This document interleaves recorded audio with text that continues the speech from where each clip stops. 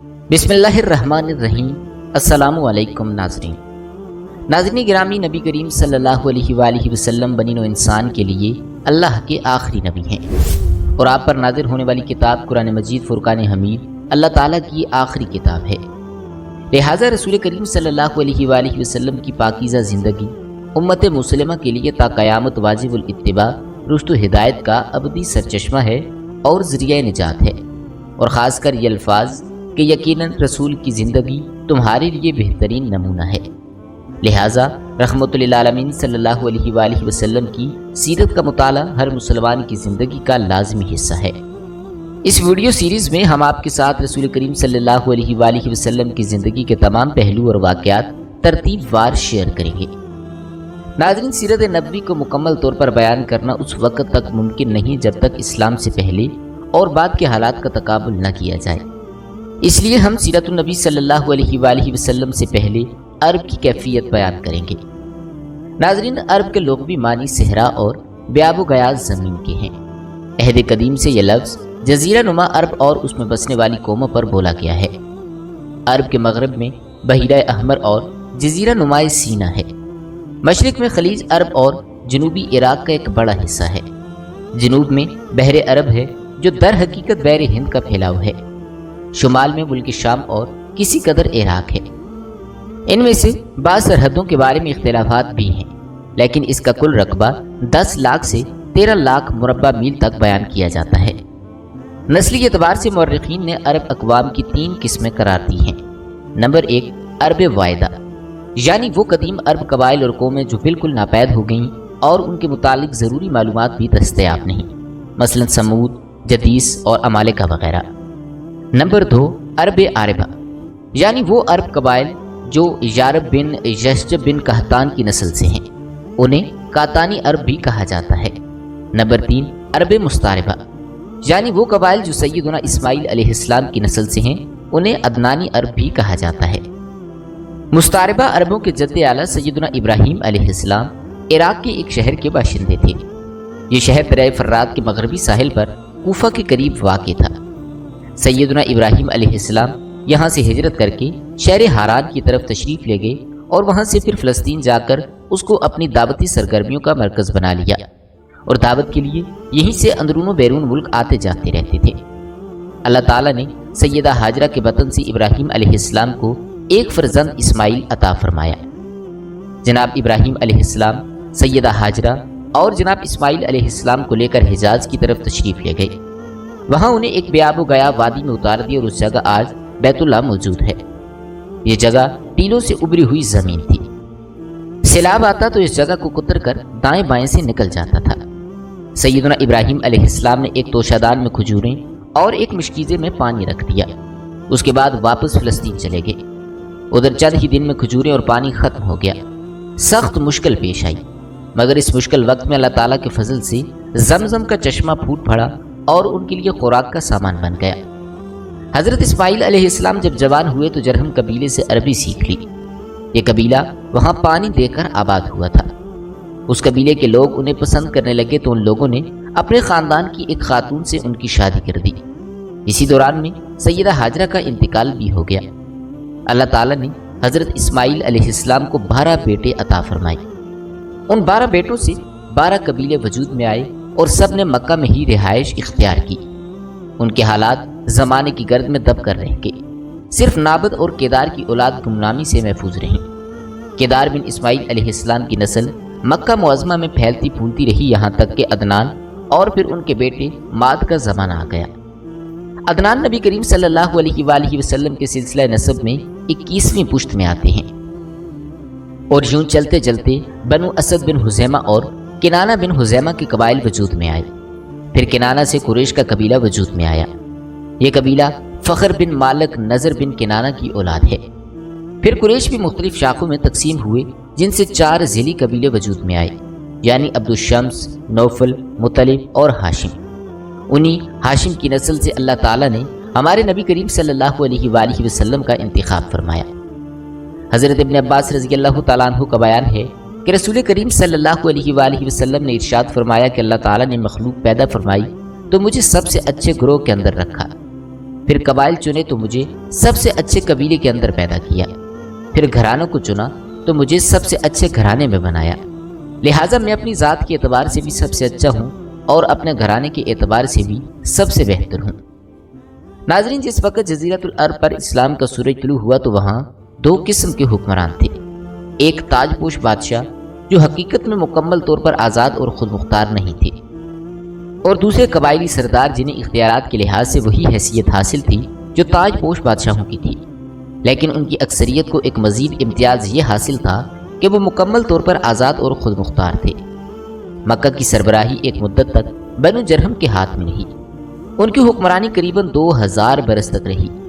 اس کے بعد بنو خزاع نے مکہ پر قبضہ کر لیا۔ مکہ معظمہ پر بنو خزاع کا اقتدار کوئی 300 برس تک قائم رہا۔ یہی وہ زمانہ تھا جب عدنانی قبائل مکہ اور حجاز سے نکل کر نجد، عراق کے اطراف اور بحرین وغیرہ میں پھیلی، اور مکہ کے اطراف میں قریش کی صرف چند شاخیں باقی رہیں۔ جب قصی بن کلاب کا دور آیا تو قصی نے مکہ کا بندوبست اس طرح کیا کہ قریش کو مکہ کے اطراف سے بلا کر پورا شہر ان پر تقسیم کر دیا اور ہر خاندان کا ٹھکانہ مقرر کر دیا۔ قصی کا ایک کارنامہ یہ بھی ہے کہ اس نے حرم کعبہ کے شمال میں دار الندوہ تعمیر کیا، اس کا دروازہ مسجد کی طرف تھا۔ دار الندوہ دراصل قریش کی پارلیمنٹ تھی جہاں تمام بڑے بڑے اور اہم معاملات کے فیصلے ہوتے تھے۔ قریش پر دار الندوہ کے بڑے احسانات ہیں کیونکہ یہ ان کے اتحاد کا ضامن تھا اور یہیں ان کے الجھے ہوئے مسائل احسن طریقے سے طے ہوتے تھے۔ عرب کے باشندے اسماعیل علیہ السلام کی دعوت و تبلیغ کے نتیجے میں دین ابراہیم کے پیروکار تھے، اسی لیے صرف اللہ تعالیٰ کی عبادت کرتے تھے اور توحید پر کاربند تھے، لیکن وقت گزرنے کے ساتھ ساتھ انہوں نے اللہ تعالیٰ کے احکامات کو بھلا دیا، پھر بھی ان کے اندر توحید اور دین ابراہیمی کے کچھ آثار باقی رہے، کچھ شاعر پر وہ عمل پیرا رہے، یہاں تک کہ بنو خزاع کا سردار عمر بن لہی منظر عام پر آیا۔ عمر بن لہی کے نشو و نما نیکی، صدقہ و خیرات اور دینی باتوں سے گہری دلچسپی پر ہوئی تھی، اس لیے لوگوں نے اس سے محبت کی نظر سے دیکھا اور اسے بڑا اللہ کا ولی سمجھ کر اس کی پیروی کی۔ پھر اس شخص نے ملک شام کا سفر کیا، اس نے دیکھا وہاں بتوں کی پوجا ہو رہی ہے، اس نے سمجھا کہ شاید یہ طریقہ اچھا ہے اور برحق ہے، کیونکہ ملک شام پیغمبروں کی سرزمین تھی، آسمانی کتابیں وہاں نازل ہوئی تھیں۔ چنانچہ واپسی پر وہ مکہ سے اپنے ساتھ ایک بت بھی لے آیا اور اسے خانہ کعبہ کے اندر نصب کر دیا اور اہل مکہ کو اللہ کے ساتھ شرک کی دعوت دی۔ مکہ نے اس کی بات پر لبیک کہا اور اس کے بعد بہت جلد حجاز کے باشندے بھی اس بت پرستی میں شامل ہو گئے، وہ بھی ان کے نقش قدم پر چل پڑے اور اس طرح عرب میں بت پرستی کا آغاز ہوا۔ اس کے بعد حجاز کے ہر خطے میں شرک کی کثرت اور بتوں کی بھرمار ہو گئی۔ عرب اپنے بتوں کی عبادت کچھ اس عقیدے سے کرتے تھے کہ یہ بت انہیں اللہ کے قریب کر دیں گے اور اللہ کے حضور ان کی سفارش کریں گے۔ اس کے علاوہ قریش کی ایک بدعت یہ تھی کہ وہ کہتے تھے کہ ہم سیدنا ابراہیم علیہ السلام کی اولاد ہیں، حرم کے پاسبان ہیں، بیت اللہ کے والی ہیں اور مکہ کے باشندے ہیں، کوئی شخص ہمارا ہم مرتبہ نہیں ہو سکتا اور نہ کسی کے حقوق ہمارے حقوق کے مساوی ہیں، اس لیے یہ لوگ اپنا نام ہنس یعنی بہادر رکھتے تھے، لہٰذا ہمارے شایان شان نہیں کہ ہم حدود حرم سے باہر جائیں۔ چنانچہ حج کے دوران میں یہ لوگ عرفات میں نہیں جاتے تھے۔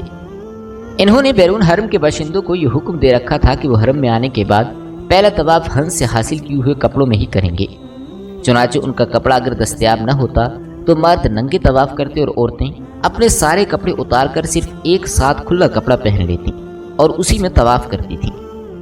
یہی دین یعنی شرک و بت پرستی اور توہمات و خرافات پر مبنی عقیدے والا دین عام اہل عرب کا دین تھا۔ اس کے علاوہ عرب کے مختلف اطراف میں یہودیت، مسیحیت، مجوسیت اور صابیت نے بھی قدم جما لیے تھے۔ جزیرۃ العرب کی آبادی مختلف طبقات میں بٹی ہوئی تھی، ہر طبقے کے حالات ایک دوسرے سے زیادہ مختلف تھے، چنانچہ معزز طبقے میں مرد اور عورت کا تعلق خاصا ترقی یافتہ تھا۔ عورت کو بڑی خود مختاری حاصل تھی، اس کی بات مانی جاتی تھی، اس کا اس قدر احترام اور حفاظت کیا جاتا تھا کہ اس کی خاطر تلواریں سونپ لی جاتی تھیں، خون ریزیاں ہو جاتی تھیں۔ آدمی جب بھی اپنی شجاعت اور بہادری پر بات کرنا چاہتا، اپنی تعریف کرنا چاہتا تو عموماً عورت ہی کو مخاطب کرتا۔ زمانہ جاہلیت میں کسی حد کے بغیر متعدد بیویاں رکھنا ایک عام سی بات تھی، لوگ دو سگی بہنوں کو بیک وقت اپنے نکاح میں رکھ لیتے تھے۔ باپ کی بیوی کو طلاق دینے کے بعد یا اس کے فوت ہونے پر بیٹا اپنی سوتیلی ماں سے نکاح کر لیتا تھا۔ طلاق کا اختیار مرد کو حاصل تھا اور اس کی کوئی حد مقرر نہ تھی۔ زنا کاری تمام طبقات میں عروج پر تھی۔ کوئی طبقہ یا انسانوں کی کوئی قسم اس سے مستثنا نہ تھی۔ جاہلیت میں باپ بیٹے کا تعلق بھی مختلف نوعیت کا تھا۔ کچھ تو ایسے تھے جو کہتے تھے کہ یعنی ہماری اولاد ہمارے کلیجے ہیں جو روئے زمین پر چلتے پھرتے ہیں، جبکہ دوسری طرف کچھ لوگ ایسے بھی تھے جو لڑکیوں کو رسوائی اور خرچ کے خوف سے زندہ دفن کر دیتے تھے اور بچوں کو فقر و فاقہ کے ڈر سے مار ڈالتے تھے۔ ناظرین، ان اندھیروں میں ڈوبے لوگوں کی رہنمائی کے لیے اللہ تعالیٰ نے رسول کریم صلی اللہ علیہ وآلہ وسلم کی پیدائش کا فیصلہ فرمایا۔ رسول کریم صلی اللہ علیہ وآلہ وسلم کا یوم ولادت مختلف علماء کے مطابق 8، 9، 12 اور 17 ربیع الاول ایک عام الفیل بیان کیا جاتا ہے، لیکن زیادہ تر علماء کا اجتماع 12 ربیع الاول پر ہے۔ عیسوی سال کے مطابق یہ تاریخ 20 یا 22 اپریل 571 عیسوی بنتی ہے۔ جس وقت حضور صلی اللہ علیہ وآلہ وسلم اس دنیا میں تشریف لائے، اس وقت قمری مہینے یعنی محرم، صفر، ربیع الاول وغیرہ تو تھے، لیکن سالوں کی اسلامی تکمیل کا نظام نہیں تھا۔ چونکہ اسلامی تکمیل کا نظام نہیں تھا، لہٰذا کسی بھی بچے کی پیدائش کو بیان کرنے کے لیے کہا جاتا تھا کہ فلاں واقعے کے اتنے عرصے بعد فلاں بچہ پیدا ہوا۔ عام الفیل کا مطلب ہے ہاتھیوں والا سال۔ یہ وہ سال ہے جب یمن کے بادشاہ ابرہہ نے ہاتھیوں کے لشکر کے ساتھ خانہ کعبہ پر حملہ کیا اور اللہ تعالیٰ کے بھیجے ہوئے ابابیلوں کے لشکر کے ہاتھوں ابرہہ اور اس کے لشکر کی تباہی و بربادی ہوئی۔ علماء کے مطابق اس واقعے کے 45 دن بعد حضور اکرم صلی اللہ علیہ وآلہ وسلم کی ولادت ہوئی۔ حضور صلی اللہ علیہ وآلہ وسلم کے والد کا نام حضرت عبداللہ اور آپ کی والدہ کا نام حضرت آمنہ بنت وہب تھا۔ حضور اکرم صلی اللہ علیہ وآلہ وسلم کی ولادت سے پہلے ہی آپ صلی اللہ علیہ وآلہ وسلم کے والد جناب حضرت عبداللہ کا انتقال ہو گیا تھا، اور آپ ابھی 6 سال کے تھے کہ آپ کی والدہ حضرت آمنہ بھی اس دنیا سے رخصت ہو گئیں۔ اس کے بعد 8 سال کی عمر تک آپ کی پرورش آپ کے دادا جناب حضرت عبد المطلب نے کی۔ 8 سال کی عمر میں آپ کے سر سے دادا کا سایہ بھی چھن گیا، اور پھر 8 سال کی عمر سے لے کر جوانی تک آپ اپنے چچا حضرت ابو طالب کے زیر کفالت رہے۔ جس رات آپ دنیا میں تشریف لائے تو اللہ تعالیٰ نے بہت سے معجزات دنیا کو دکھائے۔ فارس کا آتش کدا جس میں 1000 سال سے آگ روشن تھی اور فارسی اس آگ کی پوجا کرتے تھے، وہ اچانک بجھ گئی۔ کسرا کا محل 2 حصوں میں تقسیم ہو گیا اور 14 کنگرے ٹوٹ کر زمین پر گر پڑے۔ ان کا ایک دریا جو صدیوں سے خشک پڑا تھا اس میں پانی جاری ہو گیا، اور دریا سماوا جس میں ہمیشہ سے پانی جاری تھا ایک مرتبہ اس میں پانی خشک ہو گیا۔ جتنے بھی دنیا میں بت کدے تھے ان میں موجود بت منہ کے بل زمین پر گر پڑے، اور دنیا میں جتنے بھی بادشاہوں کے تخت تھے وہ پائے ٹوٹنے کی وجہ سے زمین پر آ کر گر گئے۔ جتنے بھی ساحر، جادوگر، کہن اور منہجم تھے ان کا علم جواب دے گیا تھا۔ زبان سے غیب کی بات بتانے والے ایک رات کے لیے گنگے ہو گئے تھے، خاص طور پر وہ کہن جن کے ہمزاد آسمانوں سے ان کے لیے خبریں لاتے تھے۔ ان کی اور ان کے ہمزاد کی ملاقات کا سلسلہ ختم ہو گیا تھا۔ مکے کی سرزمین سے ایک ایسا نور ظاہر ہوا جس کی روشنی اتنی دور تک تھی کہ مکے کے لوگوں نے مکہ میں بیٹھ کر شام کے محلات کا اپنی آنکھوں سے جائزہ لیا، اور ساری رات ستارے اس کثرت سے ٹوٹ کر گرے کہ لوگ پریشان ہو کر ایک دوسرے سے کہہ رہے تھے کہ آج کی رات کیا واقعہ پیش آیا ہے۔ عمر بن امیہ جو ایک مشہور کاہن تھا، اس سے لوگوں نے پوچھا کہ یہ ستارے مسلسل کیوں ٹوٹ رہے ہیں۔ اس نے کہا کہ وہ مشہور ستارے جن کی مدد سے لوگ راستہ معلوم کرتے ہیں، گرمی اور سردی کے حالات کا پتہ لگاتے ہیں، جا کر دیکھو، اگر وہ ستارے ٹوٹے ہیں تو سمجھ لینا کہ یہ رات اس کائنات کی آخری رات ہے، کیونکہ یہ قیامت کی نشانی ہے، اور اگر وہ ستارے اپنی جگہ پر باقی ہیں اور دوسرے ستارے ٹوٹ رہے ہیں تو سمجھ لینا کہ آج دنیا میں کوئی بہت عجیب و غریب واقعہ پیش آیا ہے۔ جب لوگوں نے دیکھا کہ وہ مشہور ستارے اپنی جگہ پر قائم ہیں تو انہیں یقین ہو گیا کہ آج کی رات کوئی قیامت نہیں ہوگی بلکہ ایک عظیم واقعہ پیش آنے والا ہے۔ تاریخ یہ بھی بتاتی ہے کہ آسمان سے ملائکہ کی ٹولیاں تسبیح و تقدیس کے گیت گاتی ہوئی زمین کی جانب آ رہی تھیں۔ ان غیر معمولی واقعات کو دیکھ کر جہاں انسان حیران تھے وہاں شیطان بھی پریشانی اور حیرت میں مبتلا تھا۔ اس نے اپنے چیلوں کو جمع کیا اور ان کو کہا کہ پتہ کرو ماجرا کیا ہے۔ شیطان کے چیلوں نے ساری دنیا گھومی اور صبح کے وقت ناکام واپس لوٹے، اور شیطان کو بتایا کہ انہیں کچھ پتہ نہیں چل سکا۔ اس کے بعد شیطان نے خود نکلنے کا فیصلہ کیا اور سوچا کہ آسمان پر جا کر دیکھتا ہوں کہ فرشتوں میں کیا بات چل رہی ہے۔ اس وقت شیطان کو چوتھے آسمان تک رسائی حاصل تھی، لیکن آج چوتھا آسمان تو کیا پہلے آسمان پر بھی فرشتوں نے اسے روک لیا اور آتشین ہتھیاروں سے اسے بھگا دیا۔ اس کے بعد شیطان زمین کی سیر کے لیے نکلا اور حرم کی سرزمین میں داخل ہونے کی کوشش کی، لیکن وہاں بھی فرشتوں نے اسے روک لیا۔ اس کے بعد وہ مکہ کی پچھلی جانب جبل نور پر پہنچا، جہاں غار حرا ہے اور جہاں حضور اکرم صلی اللہ علیہ وآلہ وسلم پر پہلی وحی نازل ہوئی تھی۔ وہاں اس نے اپنے آپ کو ایک چھوٹی سی چڑیا کے روپ میں تبدیل کیا اور پھر حرم کے اندر داخل ہونے کی کوشش کی۔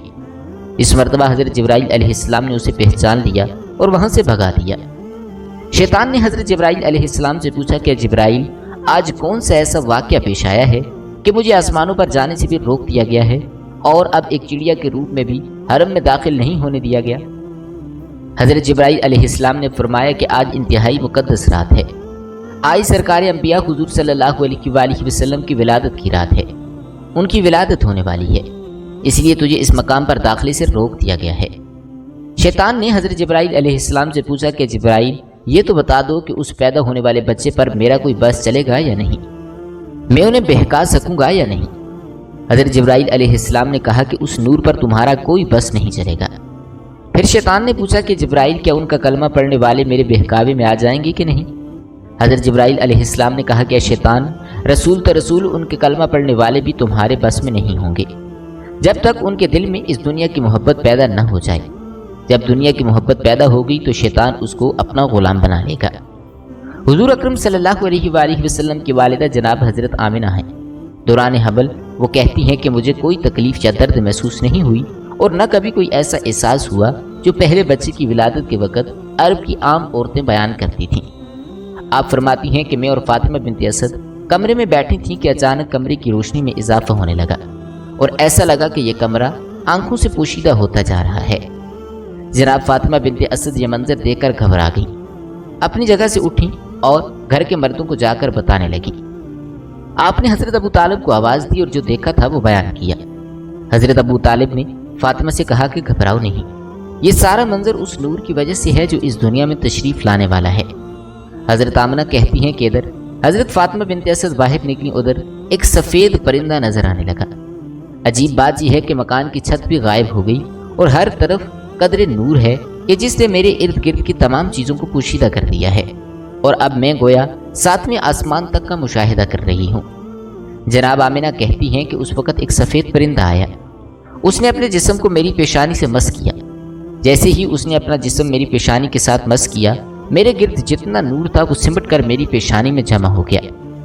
جناب آمنہ نے آسمانوں کا نظارہ کر لیا، اس کے بعد ان کو اپنا کمرہ دوبارہ نظر آنے لگا۔ جناب فاطمہ بنت اسد بھی اس وقت دوبارہ تشریف لا چکی تھیں۔ جناب آمنہ کہتی ہیں کہ اس وقت 4 عورتیں میرے پاس آئیں جن کے ہاتھ میں شیشے کے گلاس اور سرائیاں تھیں۔ انہوں نے مجھے سلام کیا اور کہا کہ ہم جنت کی حوریں ہیں اور حکم پروردگار سے آپ کے پاس تشریف لائی ہیں، یہ جنت کا شربت ہے، اسے نوش فرما لیں۔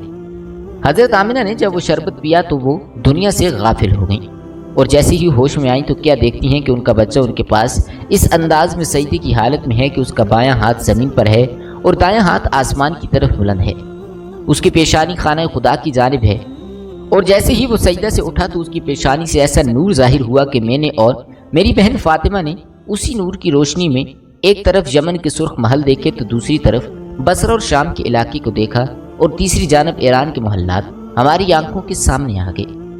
حضرت آمنہ فرماتی ہیں کہ میرے ہاں بچے کی ولادت ہوئی اور مجھے پتہ بھی نہ چلا کہ یہ بچہ کس وقت دنیا میں ظاہر ہوا۔ اس کے بعد مسلسل میرے کانوں میں لوگوں کے سلام کی آوازیں آنے لگیں۔ آپ فرماتی ہیں کہ میں نے ان 4 حوروں سے پوچھا کہ یہ لوگ کون ہیں جو سلام کر رہے ہیں؟ انہوں نے کہا یہ فرشتوں کی ٹولیاں ہیں جو سلام کرنے آ رہے ہیں۔ اس کے بعد ان 4 حوروں نے کہا کہ ہم اس امانت کے جبرائیل و میکائیل علیہ السلام کے سپرد کر کے واپس جا رہے ہیں۔ ان 4 حوروں میں سے ایک نے بچے کو اپنے ہاتھ پر لیا اور پھر آنے والے ایک نوجوان کی گود میں ڈال دیا۔ مجھے بتایا گیا کہ یہ حضرت جبرائیل علیہ السلام ہیں، ان کے ساتھ حضرت میکائیل علیہ السلام ہیں اور دونوں کے ہاتھ میں جنت کے پانی سے بھرے ہوئے لوٹے ہیں۔ انہوں نے اس پانی کو بچے کے اوپر ڈالنا شروع کیا اور فرمایا کہ آمنہ، اس بچے کو اس پانی کی ضرورت نہیں ہے کیونکہ یہ پاک و پاکیزہ ہے، اسے غسل کرنے کی ضرورت نہیں ہے، مگر ہم نور و صفات سے زیادتی کے لیے اس پانی سے غسل دے رہے ہیں۔ جناب آمنہ کہتی ہیں کہ میں نے دیکھا کہ بچہ ختنہ شدہ ہے، ناف کٹی ہوئی ہے اور یہ بچہ پاک و پاکیزہ ہے۔ حضرت جبرائیل و میکائیل علیہ السلام ابھی نہلانے سے فارغ ہوئے تھے کہ اچانک آسمان سے ایک سفید رنگ کا بادل نمودار ہوا اور اس نے اس بچے کو چھپا لیا۔ اس کے بعد میرے کان میں کسی نے کہا کہ اسے لے جاؤ اور دنیا کے پہاڑ اور جنگل دکھاؤ اور ہر ایک سے کہو کہ یہ تمہارا آقا اور سردار ہے، تمہیں اس کی اطاعت کرنی ہے۔ ایک لمحے بعد وہ بادل جس نے بچی کو پوشیدہ کیا ہوا تھا ہٹا اور بچہ سبز رنگ کے ایک گہوارے میں لیٹا ہوا نظر آیا۔ یکا یک میں نے دیکھا کہ ایک دوسرا بادل نیچے آیا اور اس نے پھر اس بچے کو پوشیدہ کر لیا۔ پھر کسی نے میرے کان میں کہا کہ اسے لے جاؤ اور دنیا میں جتنے چرندے پرندے درندے اولیاء اور نیک انسان ہیں ان سب کو اس کی پہچان کراؤ اور ان سے کہو کہ یہ تمہارے آقا و سردار ہیں، تمہیں اس کی اطاعت کرنا ہے۔ تھوڑی دیر بعد وہ بادل بھی ہٹ گیا اور میرا بچہ اسی انداز میں گہوارے میں لیٹا ہوا ہے۔ جناب آمنہ کہتی ہیں کہ اس دوران جب کہ میرے کمرے میں اس طرح کے معجزات پیش آ رہے تھے، مکہ کی سرزمین پر بھی کچھ عجیب و غریب واقعات پیش آئے۔ صبح کا وقت ہے، مکہ کے کافر اپنے گھروں میں آرام کر رہے ہیں اور حکم پروردگار سے جنت سے اس دنیا کے لیے 4 جھنڈے بھیجے گئے۔ پہلا جھنڈا کوہ کاف پر لگایا گیا، دوسرا جھنڈا کوہ ابو قبیس پر لگایا گیا، تیسرا جھنڈا خانہ کعبہ کی چھت پر لگایا گیا اور چوتھا جھنڈا بیت المقدس پر لگایا گیا۔ جبرائیل علیہ السلام اس وقت جنت سے ایک قندیل، ایک شمع دان اور ایک جھالر لے کر آئے اور اسے کعبہ کے دروازے پر لٹکا دیا اور پروردگار کی جانب سے جنت سے یعقوب سرخ کا بنا ہوا ایک خیمہ حضرت عبد المطلب کی خدمت میں بھجوایا گیا۔ یعنی آج کی رات مکہ کی سجاوٹ ہو رہی ہے، مکے کو سجایا جا رہا ہے۔ صبح کے وقت مکے والے اٹھتے ہیں اور حیران ہو جاتے ہیں کہ رات کے وقت ہم نے کیا عجیب و غریب واقعات کا مشاہدہ کیا، مگر اب تو ہمارے ہی شہر میں یہ قندیلیں آ رہی ہیں۔ آخر اتنا خوبصورت جھالر کہاں سے آیا؟ یہ خوبصورت جھنڈے کون لگا گیا؟ اور جب حضرت عبد المطلب کے گھر کے صحن میں سرخ یاقوت کا خیمہ دیکھا تو اکثر سرداران مکہ کے دل میں حسد کی آگ بھڑک اٹھی کہ ہر قیمتی چیز عبد المطلب کو مل رہی ہے، جو نعمت بھی ہے انہیں مل رہی ہے، تو دشمنی کا جو سلسلہ چاہے زمزم کھودتے وقت شروع ہوا تھا وہ مزید بڑھ گیا۔